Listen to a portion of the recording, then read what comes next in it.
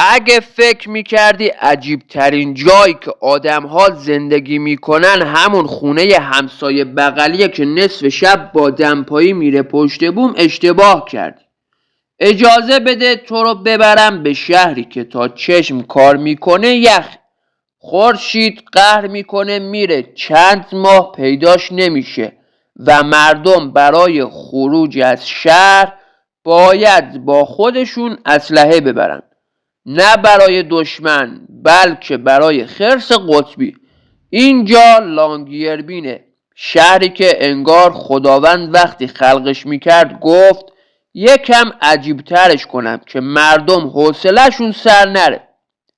فصل اول، جغرافیا، شهر یا فریزر خانوادگی. لانگیربین یک گوشه دنیا قرار گرفته که اگه نقشه رو جلوت بذاری باید از خودت بپرسی کی عقلش رسیده بیاد اینجا شهر بزنه. این شهر روی جزیره یخزده درست شده که تا قطب شمال 2 قدم بیشتر فاصله نداره. یعنی اگه احساست ماجراجویی کنی میتونی یک روز بشینی چاییت رو بخوری، فرداش با یک پتو 2 تا خرما راهی قطب شمال بشی. از هر طرف نگاهش میکنی یا کوه یا یخچاله یا برف، خلاصه یا یخ میبینین یا یخ. فصل دوم، چرخه عجیب شب و روز که حتی خورشید هم خسته میشه. در لانگیربین خورشید یک رفتار خیلی غیرعادی داره. چند ماه اصلا نمیاد بالا، یعنی شب، اونم نه از اون شبهایی که چراغ روشن میکنی قشنگ میشه، نه، تاریک تیره سفت. چند ماه هم اصلا نمیره پایین. شب میخوابی، صبح پا میشی، همون نوره. دوش میگیری، نیمرو میخوری، هوا هنوز روشنه. مردم اینجا هیچ وقت نمیدونن الان وقت خوابه یا وقت صبحانه، یا وقت گریه یا وقت چای خوردن. همه چیز قاطیه، ولی خب با این حال زندگی جریان داره. فصل سوم، قانون عجیب شهر، اسلحه بردار یا نرو. در لانگیربین یک قانون طلایی هست که اگه خواستی از محدوده شهر خارج بشی باید اسلحه ببری، نه برای دزد نه برای شکار، فقط به این دلیل ساده که خرس قطبی اگه حال نداشته باشه و از دور تو رو ببینه فکر میکنه تو میان وعده منجمدی.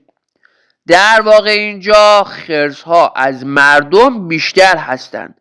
یعنی اگه یک روز تو خیابون حرکت کنی و 3 نفر ببینی احتمالاً 4 تاشون خرسن.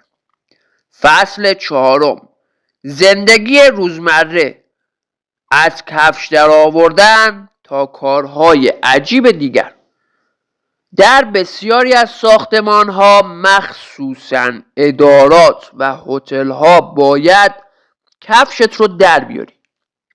دلیلش چیه؟ چون قدیمی ها معدنچی ها با کفش های چرک و خاکی وارد می شدن و شهر هنوز این عادت رو نگه داشته. نتیجه، باور کن این تنها شهریه که ممکنه وارد بانک بشی ببینی طرف پشت باجه دمپایی رو فرشی پاشه. فصل پنجم، تاریخچه عجیب، شهری که یک نفر اسمش را گذاشت و رفت. لانگیربین بیشتر از 100 سال پیش توسط یک مرد آمریکایی ساخته شد. اسمش رو هم روی خودش گذاشت، یعنی به نوعی خودشیفتگی سطح قطبی. این شهر اول معدن زغال بوده، اما الان یک جامعه کوچیک و بامزه است که مردم شجاعترین انسانهای روی زمینن. یا شاید هم سرما باعث شده مغزشون قاطی کنه، چون زندگی در منفی 20 درجه برای آدمهای معمولی شوخی نیست. فصل ششم، آب و هوا. جایی که یخ هم میگه وای چه سرده.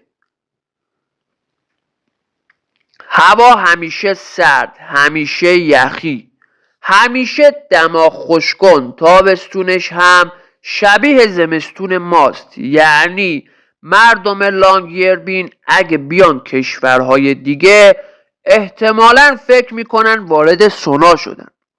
فصل هفتم، اثرهای اقلیمی. زنگ خطر از لبه دنیا.